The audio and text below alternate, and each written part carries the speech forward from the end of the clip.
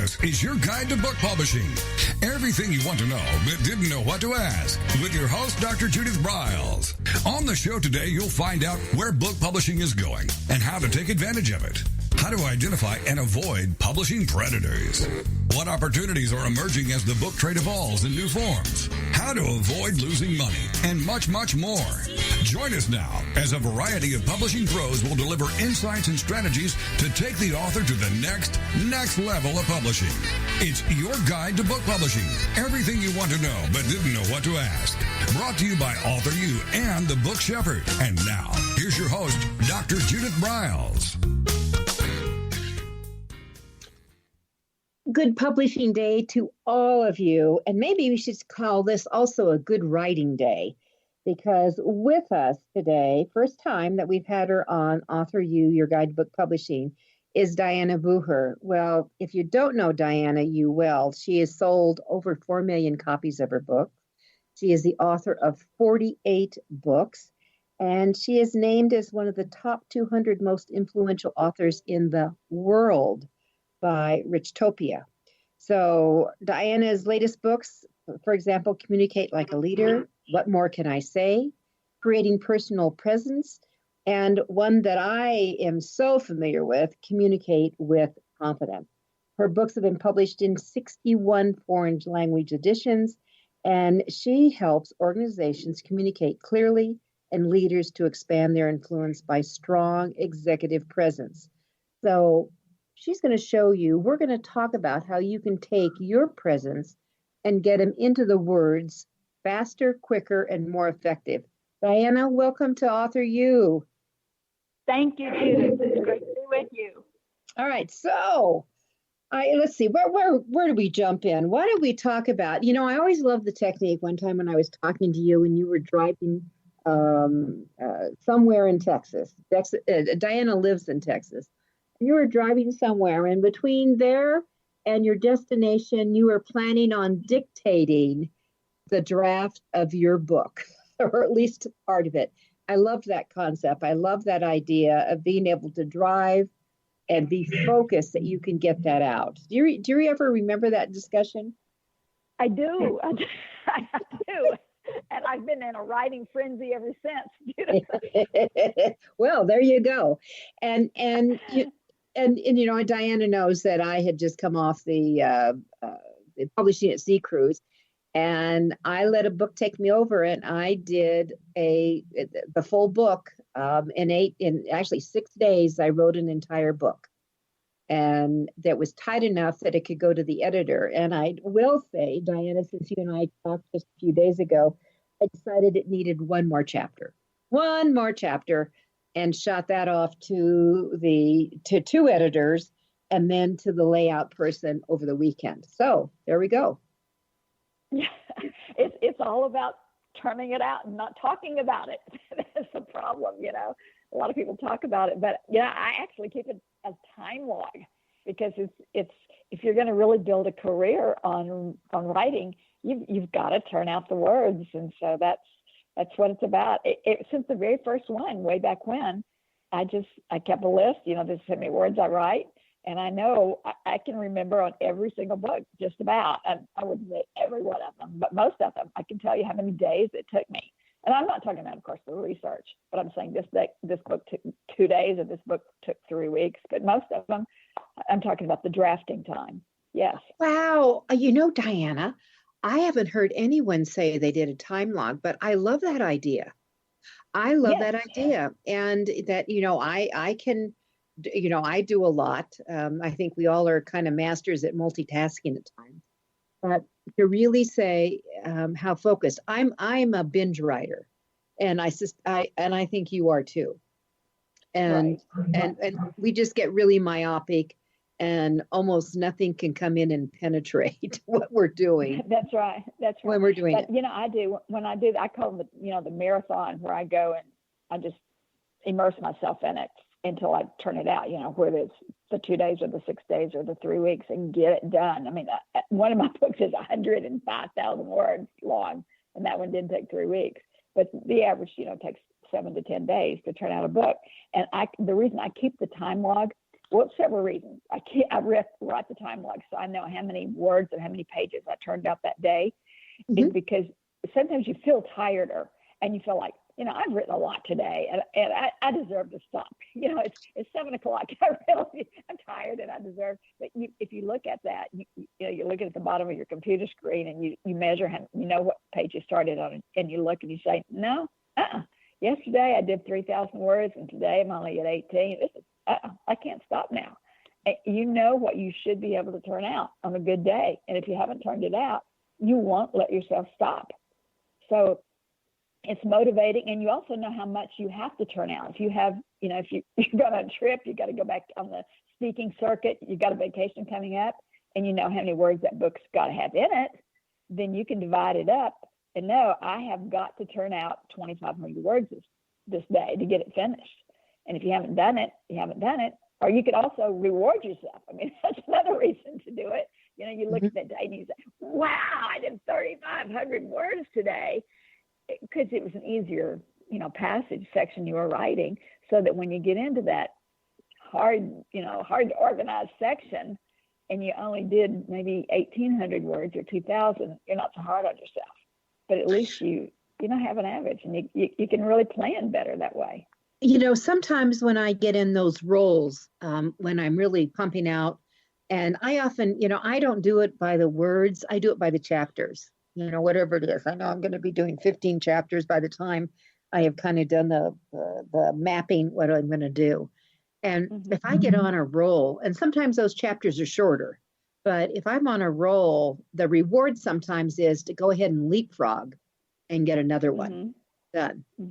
To me, because I move, then I'm one step closer to the goal, which is what I like. Right. Well, there are all kinds of rewards.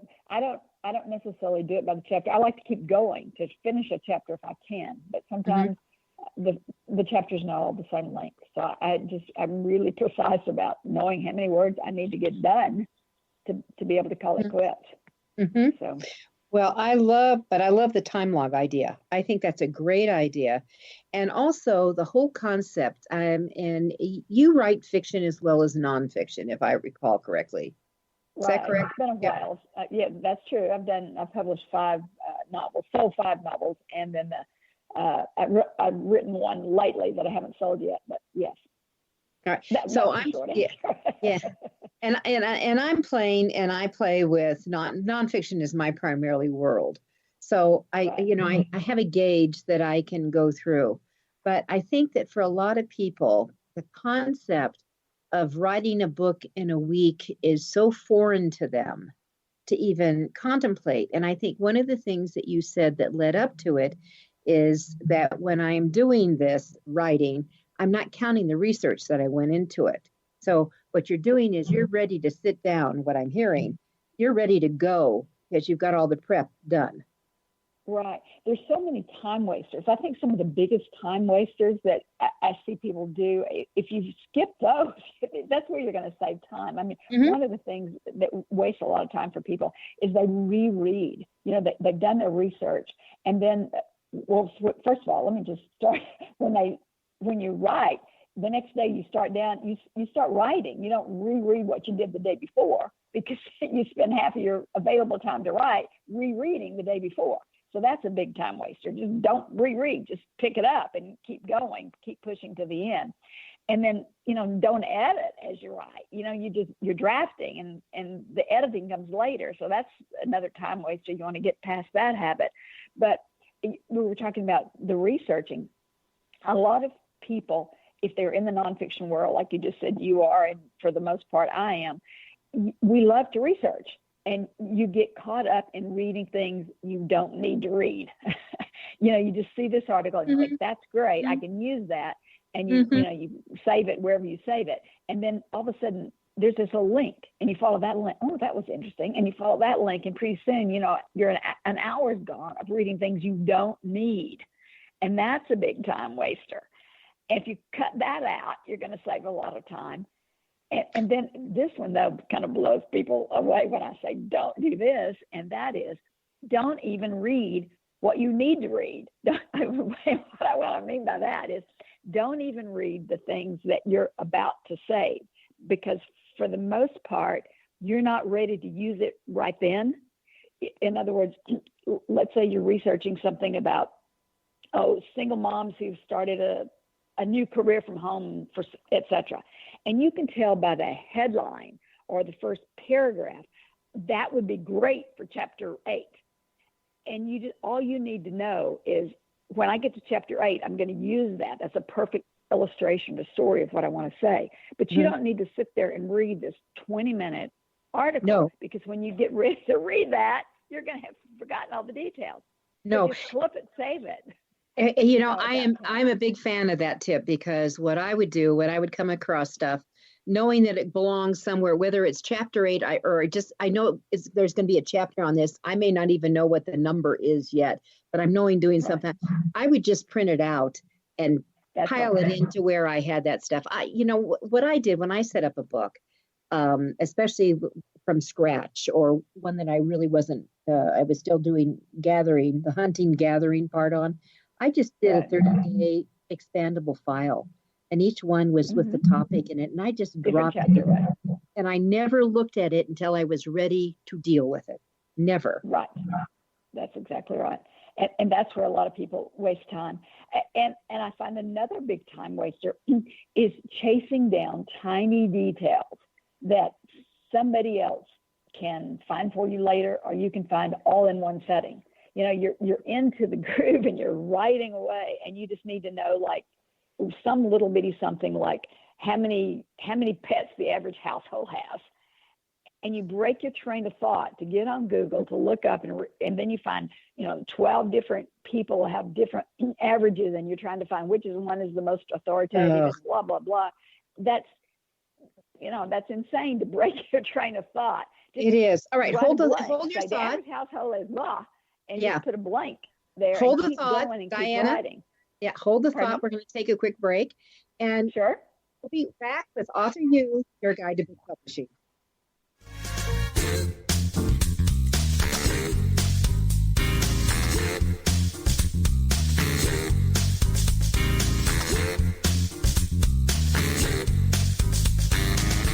This is your guide to book publishing. Everything you want to know but didn't know what to ask. With your host, Dr. Judith Briles. And we'll be right back with more great information right after these.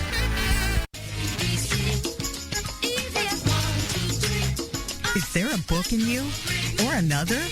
AuthorU shows you how to create, develop, and publish your book without being hoodwinked. If you already have a book out, you will find a supportive and brainstorming community that is connected and creative, no matter where you live. AuthorU brings in national experts for its book camps and annual AuthorU extravaganza. It has regular meetings and delivers webinars for its members on timely topics. Through AuthorU's extensive network, members enjoy exclusive benefits, including significant discounts for a variety of services necessary to publishing. AuthorU is the premier authoring resource in the country, creating community, education, guidance, vision, and success for the serious author. If you want to create a book that has pizzazz, punch, and panache, AuthorU is for you. Timely author and publishing tips and articles are posted on its social media platforms, and it is free. Discover AuthorU, where authors go to become seriously successful. Join AuthorU today at AuthorU.org. First impressions are everything in the world of book publishing. Whether your book is an ebook, a print version, or both, your book cover needs to pop, sizzle, and sparkle to immediately capture the attention of your audience. And your book's interior needs to be just as dynamic and reflect the professionalism your readers demand.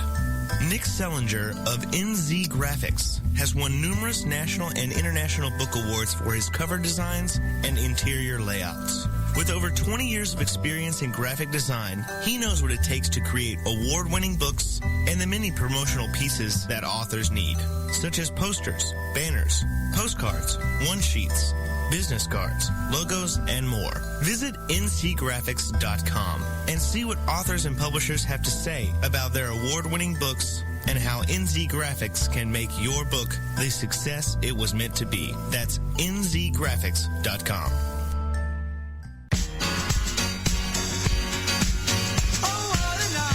Are you confused about publishing options? Do you know which printing option is best for your book? Does your stomach flip when you think about selling books? Or do you feel overwhelmed with what to do about book marketing and publicity? Get the answers and much more. Get them and from someone who knows publishing inside and out from both the traditional and independent sides, how to make a successful book. You can't do it alone without paying the price. You can spend your money creating a book that turns out to be so-so, or you can create a book that looks and feels classy, builds your brand and platform, and is a success, a bestseller. It is your choice. You choose. If you want author and publishing success, you want Judith Briles as your book coach. Sign up for her weekly blogs and e-zine at thebookshepherd.com.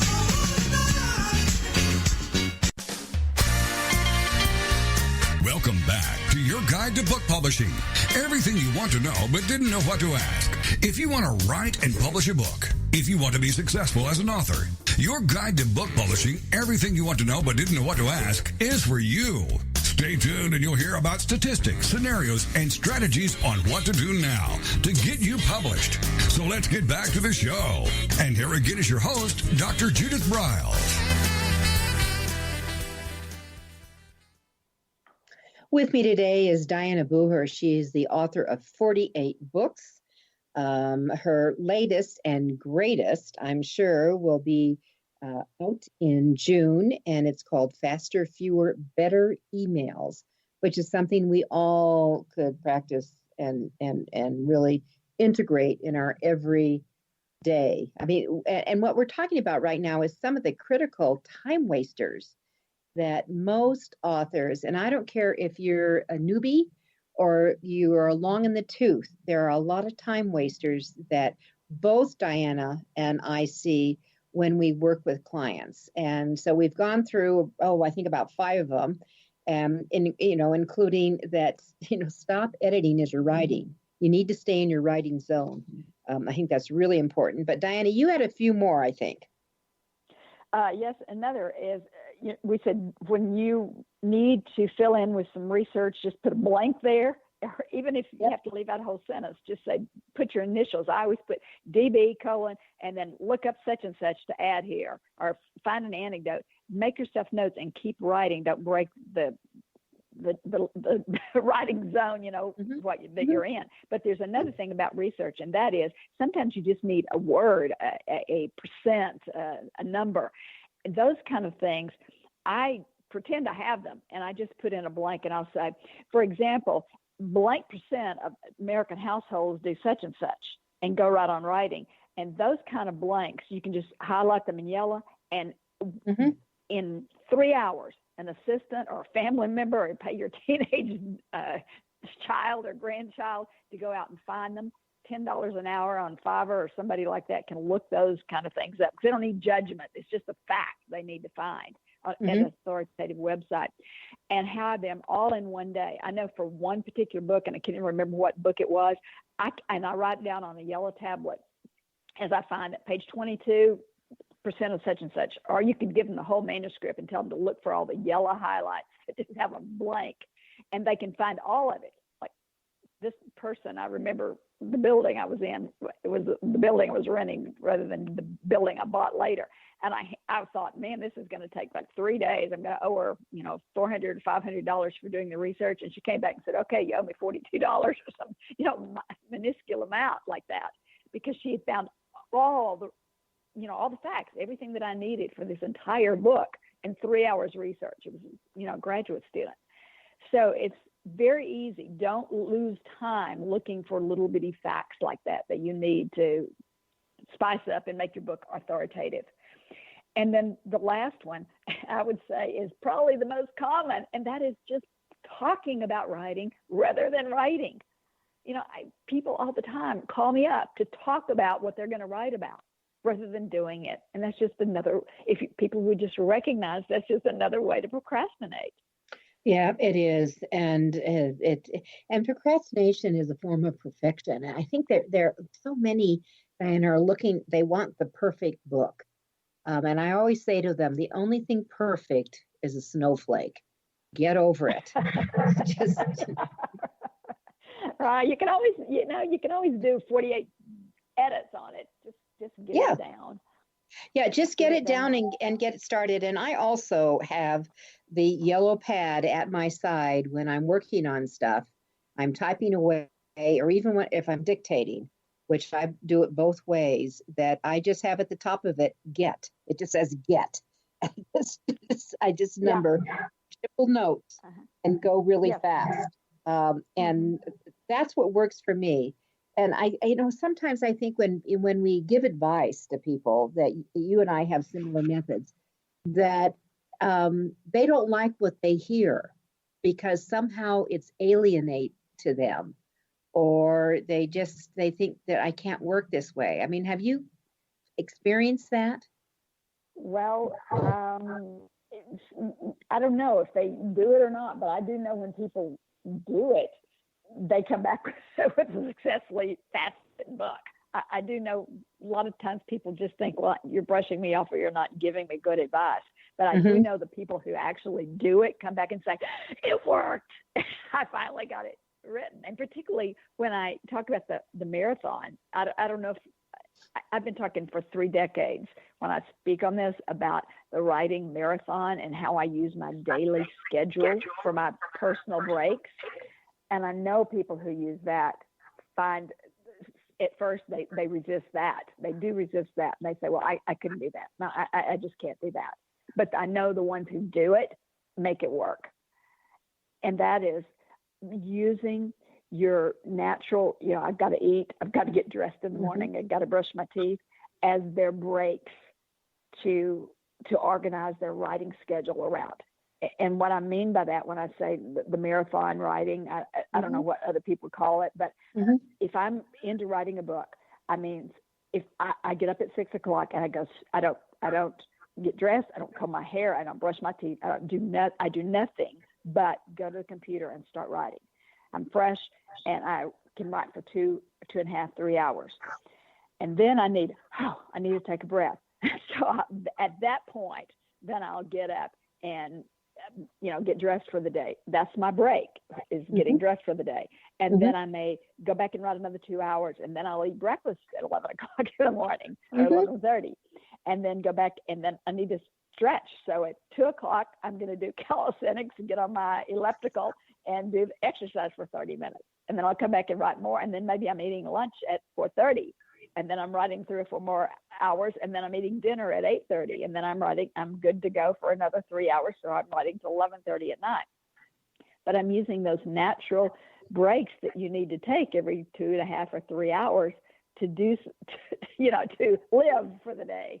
Rather than the normal day that most people have, the 8 to 5 or the 9 to whatever, because otherwise I couldn't write 16 hours a day. But I find that doing that, I get in 14 to 16 hours of writing without feeling I don't feel like the normal 16 hours that most people write. That if they're working a regular job, people go, you're writing 16 hours a day. I couldn't possibly do that. Yeah. But if you space out your eating, your dressing, your, personal care time throughout that 16 hours, it doesn't feel like that to your brain. No, and I do something very similar. Like when I go on, I don't call it a marathon. I do a binge. Mine is binge writing, and that I will start like at 4 a.m, and I do get a cup of tea. I start with a cup of tea at my side, but then that natural break. Then I've been doing 3 hours. Maybe I should go get dressed. Okay, that's my break. Dress, brushing the teeth, back down, another cup of tea, and then writing through. I mean, very, very similar. That's how I do it. Yeah. Otherwise, you couldn't sit there for that long. But if people take their natural break like that, it doesn't feel that way to your body or your brain. And of course, I now have a writing, stand-up desk. That helps too, so that you can stand up back and forth. That helps. Well, you can move around. And then if I'm taking some of those days where I will tell staff if they're in, this is an intensive writing day. So the natural break, I will come out and say, is there anything you need from me? They get 10 minutes and I'm back. No, I started to say that I left that out too. I make myself aware. Now, of course, I've sold my training company, so that minimizes a lot of the interruption.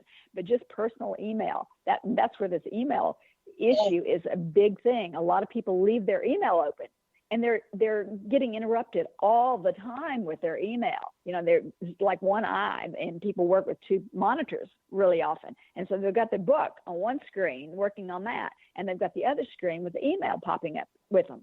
And their staff, sticking their head in the door saying, hey, what do I do about this? Or so-and-so's here. You've got a UPS delivery, etc. And that's totally disruptive. And so I say, turn off your email. If you've got staff, you've got family members, then you tell them, I'm going to call in. And I used to tell my staff, I'm going to call in at about sometime between 12:30 and 1:30. So if you've got anything to ask me, that's when you ask me. When I call in, don't call me. I will call you and be ready to ask. And then I will call in before you leave for the day, because of course I'm not quitting at 5:30, but before you leave for the day, I will call in and pick up messages. Otherwise, you leave me a message on the voicemail, and I'll pick it up, and you'll have an answer when you come in the morning. So if I don't pick it up until 10:30 at night, they'll have an answer when they walk in the next morning. But they know where, and I control that.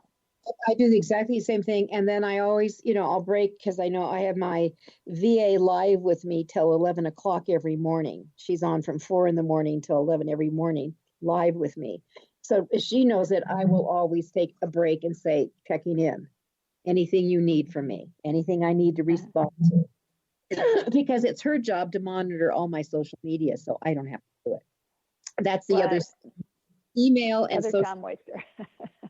Yeah, those are the wasters. So all right. So we have about less than a minute to our next break. But what we're going to get into is, I think that did we cover organizing our typical day? Yes. So when we come back, here's Dianna Booher. We're gonna talk about how to grow your platform without letting the whole concept of marketing just consume your writing time. And I think what's really important for all of you to grasp as we move into this break is that you're not going to be a one-book pony. You've got to really think, what's the next book? That's how Dianna and I have done it. We'll be right back. It's AuthorU.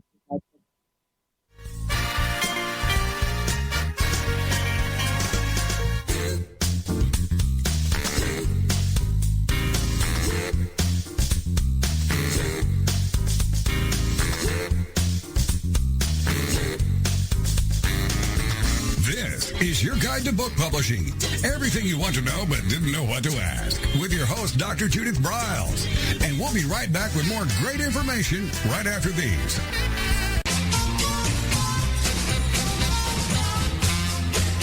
Discover the power of you and your book at the Judith Briles Unplugged events. Each summer, Judith Briles Book Marketing Unplugged unfolds over 3 intensive days working with just Judith. You get publishing strategies, author and book platforms, book marketing panache and pizzazz, and authoring tools to take you and your book to rock star success. In the fall and winter, Judith Briles Speaking Unplugged includes Judith as your coach and mentor during 2 powerful days. You will learn how to structure a speech, how to create openings and closings, how to find gigs that pay you and sell your books, and you will get one-on-one coaching. Go to thebookshepherd.com and click on the events tab to learn how to participate at the next Unplugged Workshop event.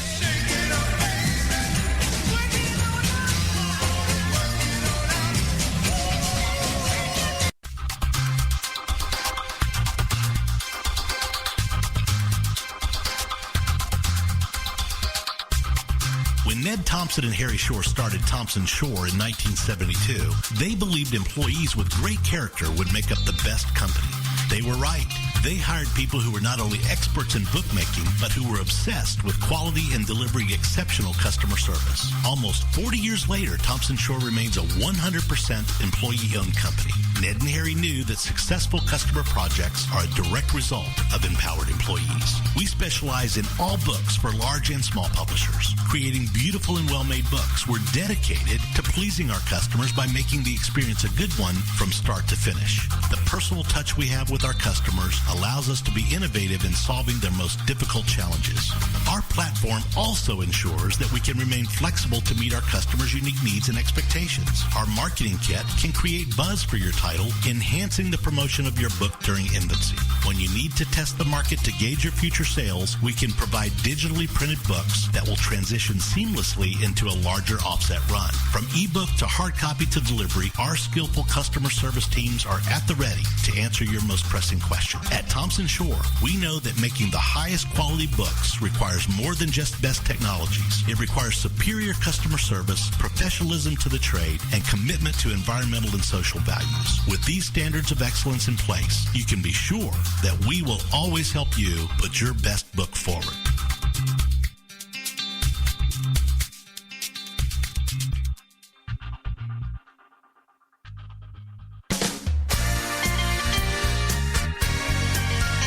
Welcome back to your guide to book publishing. Everything you want to know but didn't know what to ask. Coming up, you'll hear more about statistics, scenarios, and strategies on what to do now to get you published. So let's get back to the show. And here again is your host, Dr. Judith Briles. Today we have the wisdom of Dianna Booher, who has sold over 4 million copies of her books. She's the author of 48 books. And she is really featured from the Wall Street Journal, the USA Today, Bloomberg, Forbes, you name it, in the business arena. Dianna is a force. So her latest book is Faster, Fewer, Better Emails, which will debut in June. And we're really talking about a variety of things for you to be successful, frankly. And what we wanted to really move into is this whole thing called the platform. And how to build it without letting marketing, being the marketer, take over your overall writing time. And then we want to talk about also how to plan out the rest of the year. I mean, really, every year. So Dianna, let's jump into the platform. Okay, well, you could spend all your time. I found you could spend all of your time marketing, because obviously you need to market your books, but publishers do some of the marketing, but you obviously as an author have got to market your books. And social media is tempting. It is very tempting. You could just stay on there all day. You could babysit. You could babysit Facebook. You could babysit. I love that term. Somebody said it to me once. I could babysit my email. I could babysit Facebook. I could babysit Twitter.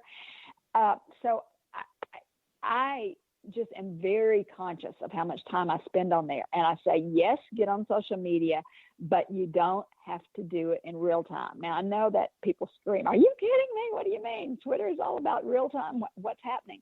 And I say, that's not the kind of social media. That's great maybe for your social life, but it's not the kind of social media activity that sells books necessarily. And my take on it is to write your blogs in a block of time and then leave a big space of time so you can concentrate on your writing.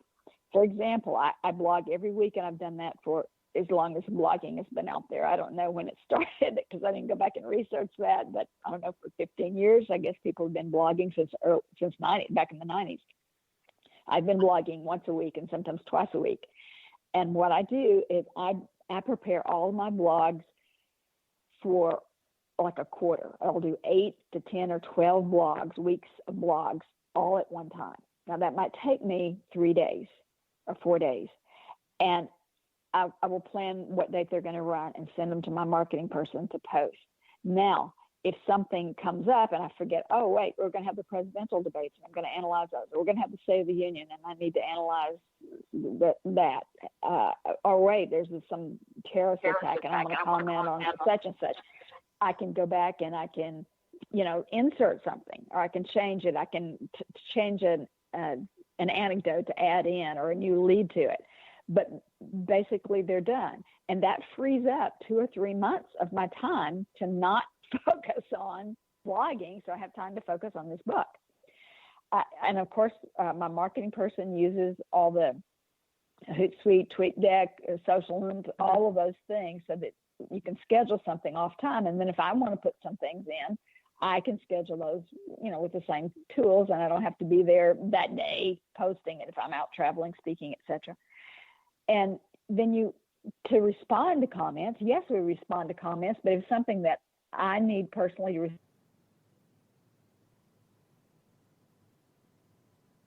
respond to those, I don't sit there all day and respond.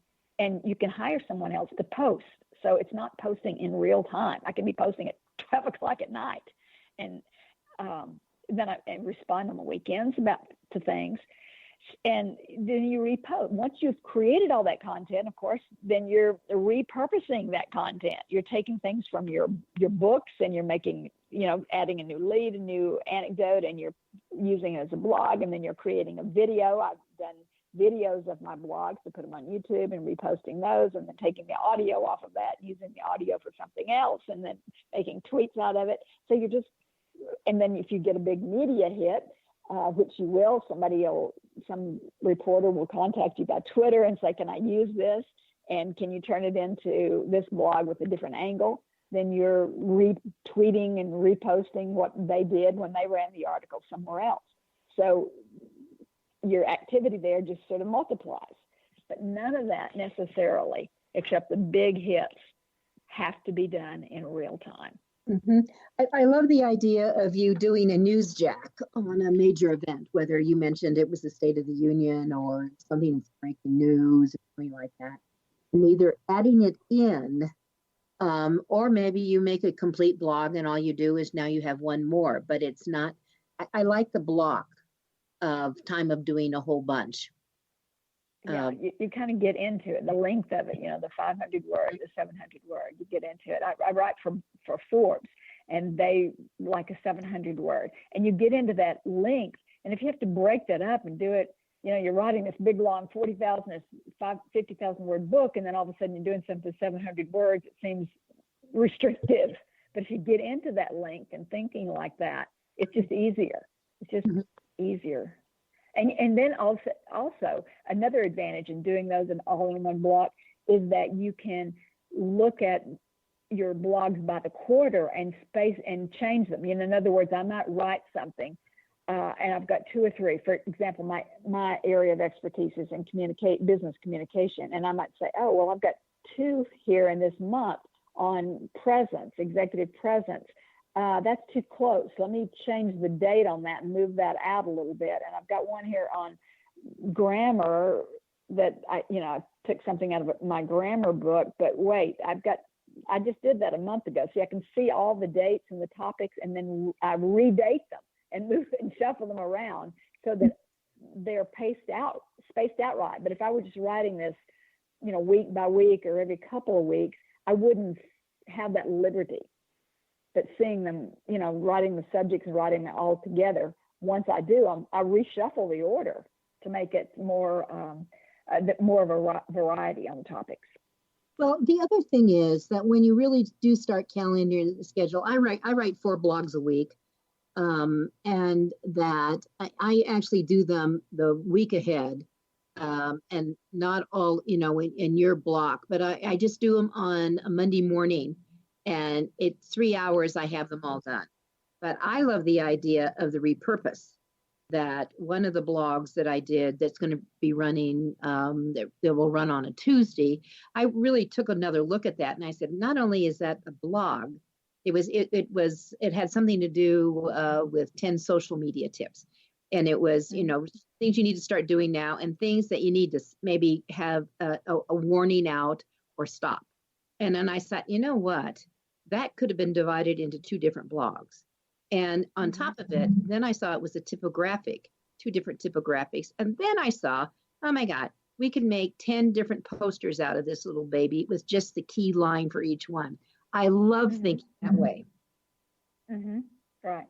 And you can just, you can take the audio off the video and just use that with you can, and if you, in your book, if you'll just go through your book, and a lot of the headlines work as tweets. Yes. There's just so many different ways that you can parse that. There's no use continuing to reinvent the wheel. And I put the tweets in spreadsheets, and spreadsheets marketing person. Tweets. Yeah, I'm always amazed, Dianna, that people don't see that their chapter titles and your key components are tweets. That those are really the pushes out. They're your main themes. So you could add a few words to them, add an image, and you are good to go. Right. Or turn a statement into a question. Yes. Yeah. Yep. But just a lot of ways, if you just think, and change the angle. I mean, you can argue, you can make a point, you can argue with the point, you can talk about the myths of that point, you can take the opposite side of that point. Just because you've made a case for something, not everybody's going to agree. So find somebody who disagrees and argue the other point of it. Do an interview on it. There's just so many different ways you can take a topic and treat it in different ways to make different blogs. Do you have, I'm just curious, is there a blog that you have done in the recent past that really maybe surprised you with the response you get?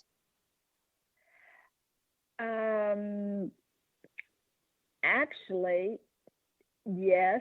I just got 9,000 views on a blog that I never thought. It was about 4 weeks ago. How to be, I think it was called How to Be a Person of Influence. Mm-hmm. How to be a strong person. I think that was the title of it. I'll have to look it up. I did it first on my blog, and then I did it on Forbes, because they'll let me after 5 days. I can repost what I posted on Forbes on my own, but it had 9,000 views, and I never thought that would be that strong. It just varies tremendously. Well, I love it. So it wasn't. Yeah. Well, so yeah, they just surprised me. I don't know why. I mean, some of them will only get 700 views, and the next one will get 3,000, and the next one will get, that one got just right under 9,000. Well, the fact is that the word influence is hot. And yes. I think that for authors and marketing, they're going to look, how can I be an influencer, a key influencer, a top influencer, fill in the blank. So they're going to be looking for that. All right, we're going to take our final break. With us is Dianna Booher. She is to say she's a prolific author would be an understatement, but she is a top influencer. So stay tuned for our final section, and we will show you how to continue.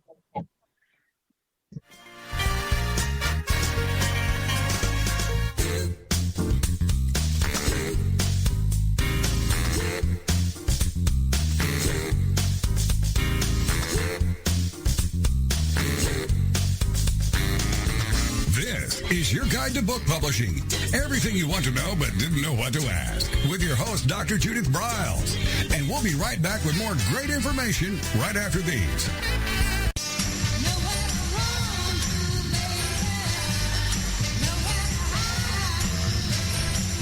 The book shepherding concept is simple. The publishing world is changing, and so must you.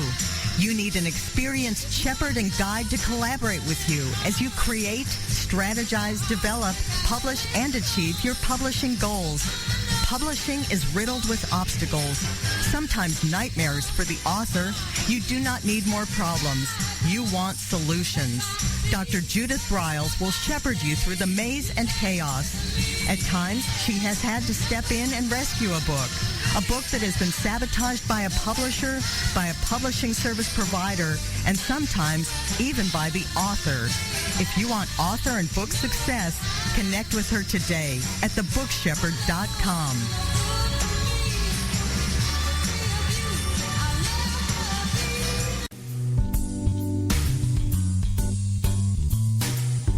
At Total Printing Systems, customer service is our priority. We are located in Southern Illinois. Our employees have an average of 18 years experience and know that customer relationships are important to our continued success. We have been a short-run book printer for nearly 40 years and always stay at the forefront of technology. Our niche is from 1 to 5,000 copies. Today, we offer digital, black and white, and 4-color high-speed inkjet printing, a cost-effective way to introduce color into your short-run titles. We, of course, offer traditional offset printing as well. Bindery is done in-house, from adhesive case binding to PUR perfect binding to mechanical binding of all types, including side sewing. We provide warehousing, kitting, distribution, inventory management, a new print-on-demand facility, streaming browser-based ebooks, and bookstore. Call us at 1-800-465-5200 for a quote on your next book project. You can also visit our website at www.tps1.com. Welcome back to your guide to book publishing. Everything you want to know but didn't know what to ask. If you want to write and publish a book, if you want to be successful as an author, your guide to book publishing, everything you want to know but didn't know what to ask, is for you. Stay tuned and you'll hear about statistics, scenarios, and strategies on what to do now to get you published. So let's get back to the show. And here again is your host, Dr. Judith Briles. With me today is Dianna Booher. She is the author of a bazillion books, but her latest to debut here soon is Fewer Better Emails, which you can go on to Amazon now and pre-order, which I think is always smart to do. And I think all of us would like to have fewer emails. We'd like to be able to get them out faster, and certainly better communication in that. And this book is what I call a short book. It's under 144 pages. And it's something that will make you more efficient, and just going about your everyday activities. So, Dianna, we were going to talk about some of the things where how we could go about savings and get rid of some of the mundane tasks that we all are stuck with. Every one of us has stuff that we wish if we could do a checklist, we would take them off. Yeah, I think we mentioned just getting rid of the emails, the interruption, telling your kids don't come in unless you're bleeding, that kind of thing. Or you're going to bring me food. Yeah. I mean, my husband is so bad about just coming to, I'm going to Home Depot, see in a little bit. I'm going to go out and work in the garden. I'll come back. What do you want for lunch? Have you thought about what we're going to have for dinner? That kind of thing just makes me crazy. I'm finally retraining him, re-educating. Do not speak to me if I have my head facing the computer. Do not talk to me. But you have to educate people, and your friends alike. You have to say, just because I work in a home office, and I've sold my building since I sold my training company. I sold my building, and I work at home now. And people at first were thinking, "Oh, so you're not working anymore?" No, I am working. I'm working harder. I'm just working at home, and get them not to call you during the day.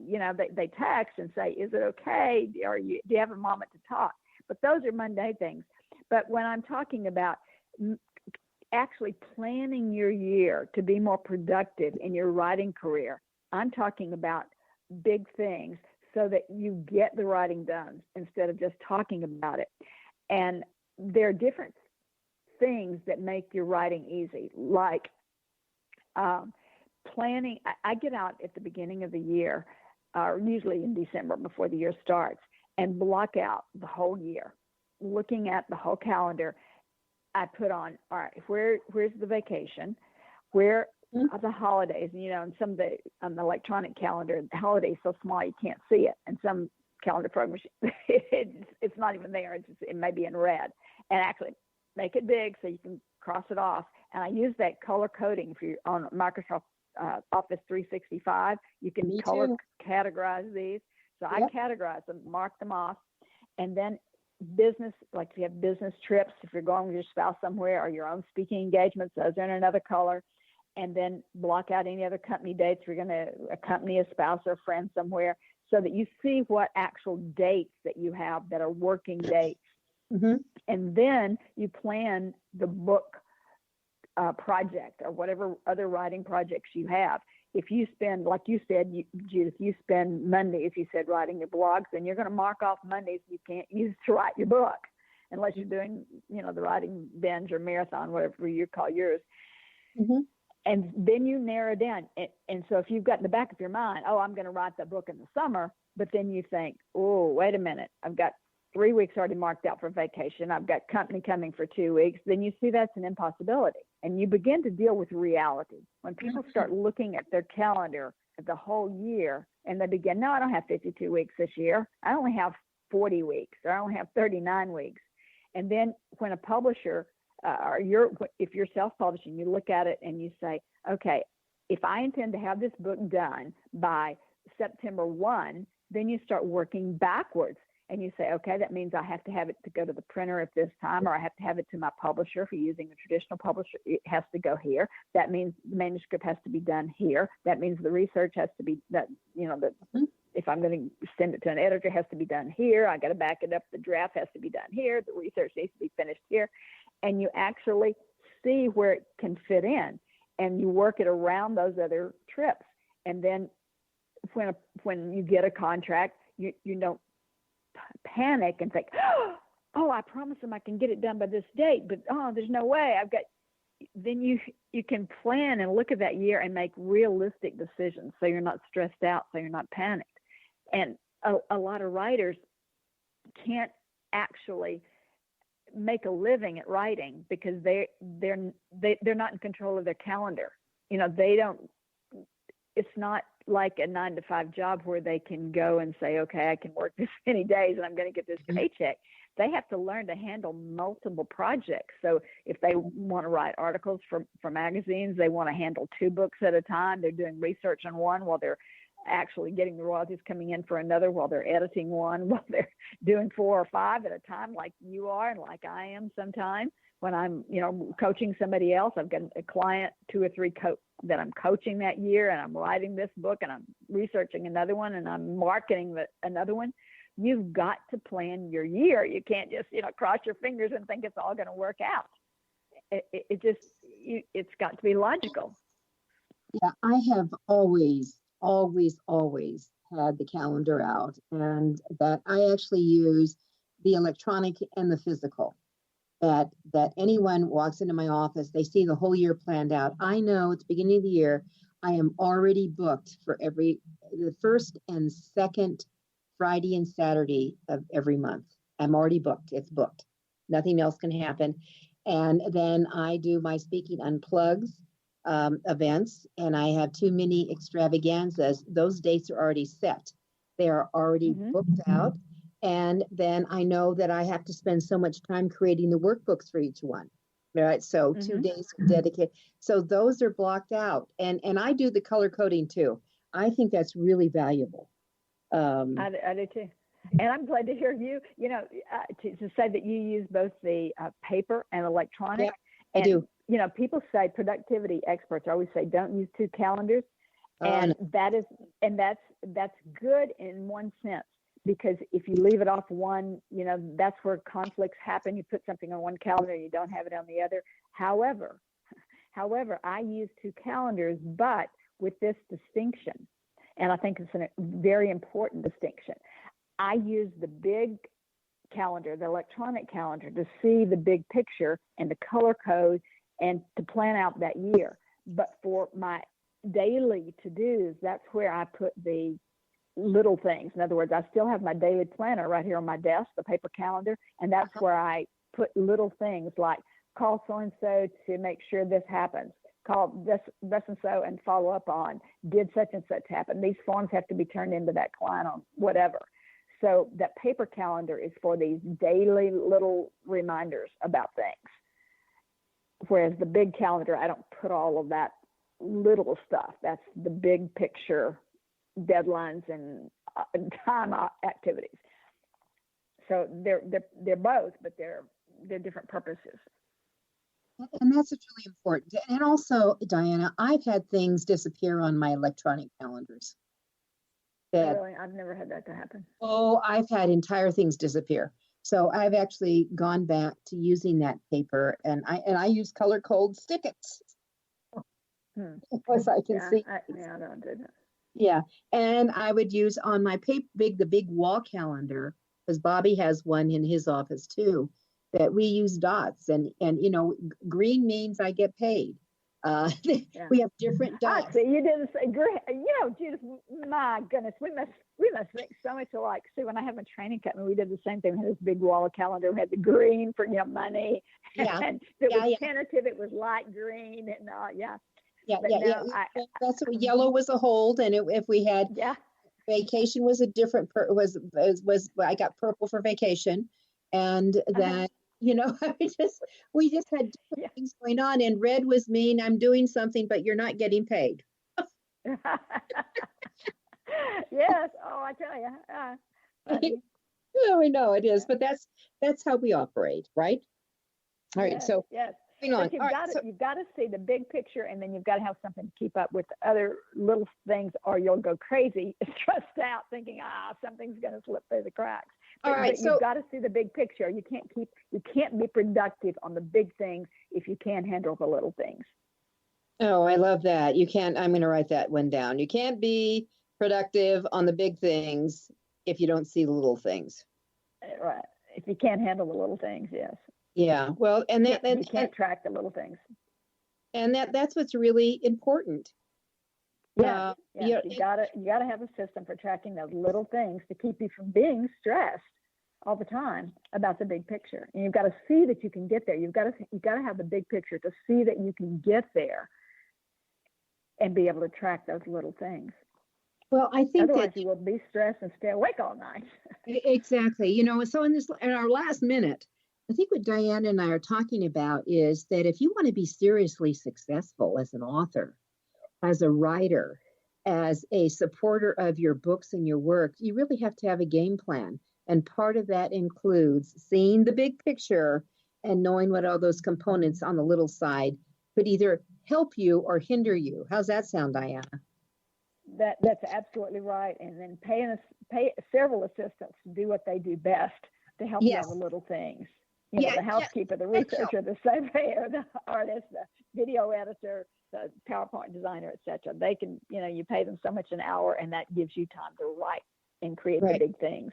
And you need to keep writing, all of you. Don't be the one book pony, because that's if you want to be influencer. And it didn't surprise me when Dianna said she got 9,000 views on her article. It was in Forbes, because influencing is really important. And as a writer, as an author, you are an influencer. But if nobody knows it, they're not going to be able to find you. That's the bottom line. So with that, absolutely, that's true. Yeah, Dianna, thank you so much for being with us at AuthorU-Your Guide to Book Publishing. Sure, I love it. Good. And then everyone, Faster, Fewer, Better emails will be available in June. Go pick up your pre-order now. And also just look over Dianna's work. And Dianna, your website is what? It's Booher Research. My name, like Booher, except I hope they don't. Booher.